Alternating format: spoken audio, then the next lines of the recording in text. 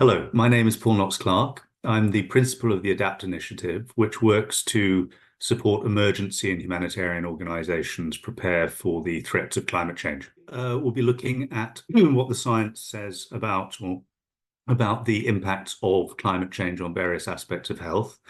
in fragile and conflict-affected states in particular. And on the other hand, at the sort of global policy and financial movements around the issue of climate and health, particularly what came out of COP28 and in the run-up to COP29, to consider the ways in which climate will affect their organizations, their ways of working, and to start, on the basis of experience that they already have, to start thinking about the transformations, possibly the quite significant transformations in various different operational and strategic areas that will be required to meet the threat of climate change, but also to meet a number of other 21st century causes of turbulence. I think some people will be provoked, hopefully in a positive way, by the recognition of just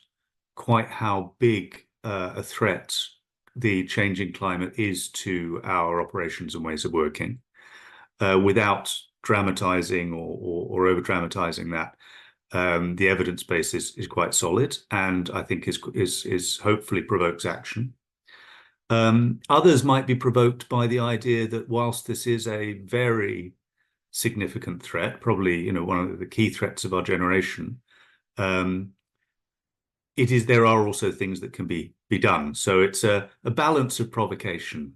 between the need to change and the possibility of change. The reason I think PQMD is particularly vital in a conversation of this nature is it's a very good example of the sort of cross-sectoral,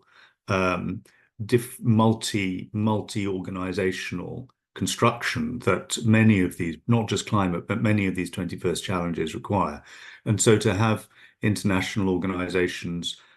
private sector organizations, research organizations working from different perspectives on the same problem